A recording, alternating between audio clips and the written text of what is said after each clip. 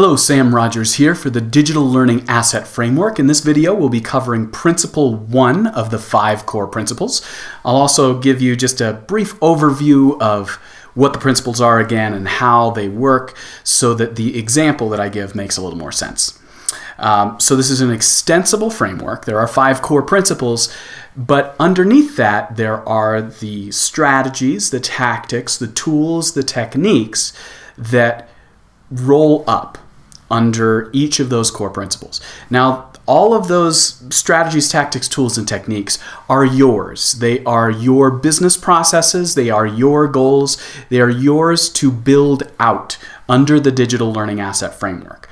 We provide, at least in version 1.0, just these 5 core principles. I'll give an example of what I'm talking about here in just a moment. We're covering the performance gap. We'll have some other videos, a post for each coming out over the next several days about each of the other 5 core principles.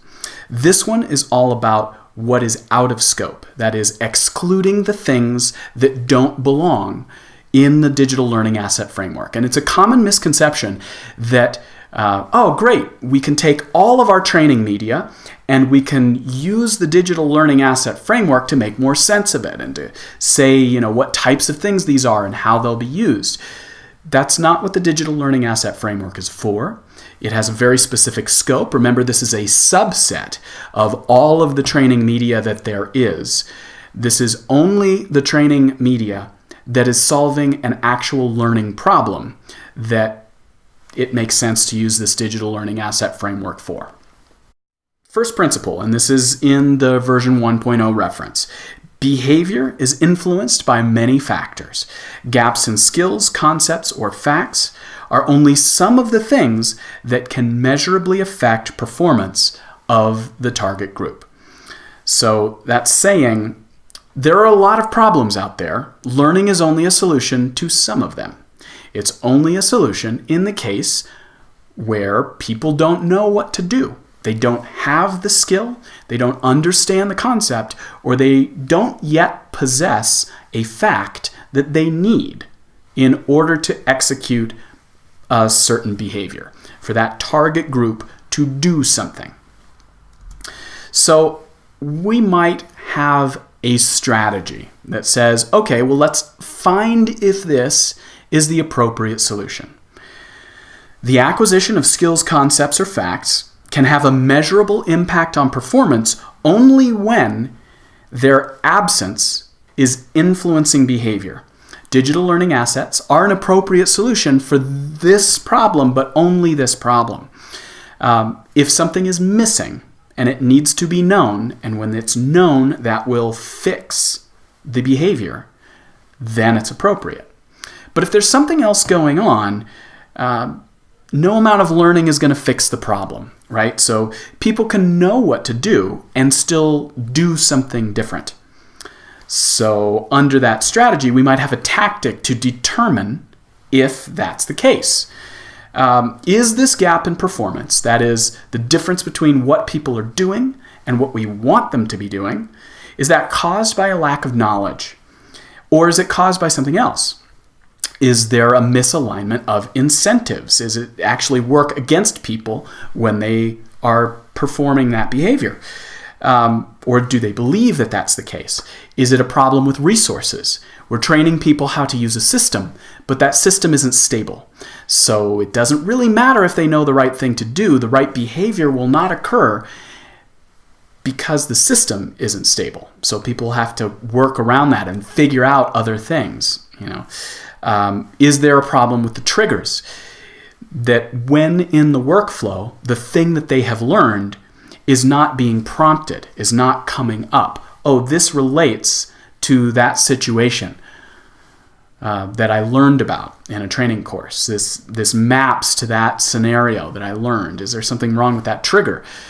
These are things that are critically important, but they're not things that the Digital Learning Asset Framework can solve, because what the Digital Learning Asset Framework is about is the input stage.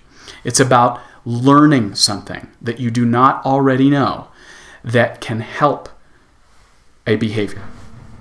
So, as an example, a tool which we might use to execute against that tactic that rolls up to that strategy and rolls up to this principle. We might look at the performance data for our target group and see what it is that's actually happening. It's great when this is a part of learning analysis. Sometimes it gets skipped. In the Digital Learning Asset Framework, it would be a great tool to use. Let's analyze that performance. Let's look for emerging trends. Let's look for commonalities, patterns in that behavior. And then as a technique for how we could use that tool, great, we've got this analysis of how it is that people are performing. And we could also have a model that we create. And we can look at that model and say, well, if this were true and this were true and this were true, then this would be the performance. Okay? How can we tweak that so that it looks like what's actually happening? Okay, now we have a model that maps to our performance data. So we can say, well, is in this model, is that problem learning?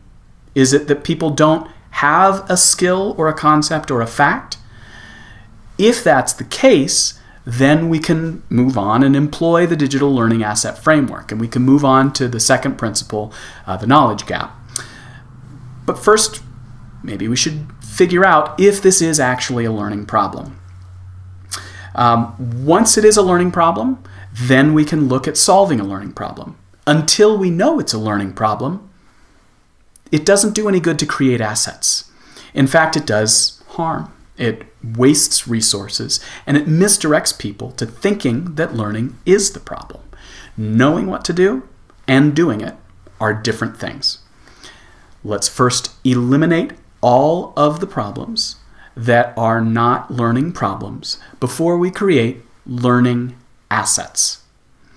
That's the basis of Principle 1. And I look forward to talking to you tomorrow about the knowledge gap, next one in the list. Thanks for tuning in to the Digital Learning Asset Framework. If you have comments, please list them in the comments section. Would love to hear from you. Thanks so much. Take care.